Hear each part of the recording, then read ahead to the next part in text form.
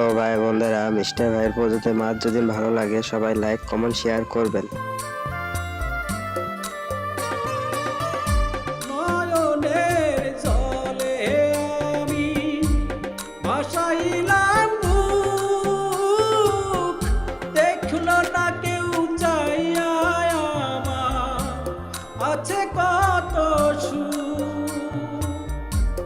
জীবন তোরি ভাইসা দিলাম বকুল দরিয়াতে, বকুল দরিয়াতে।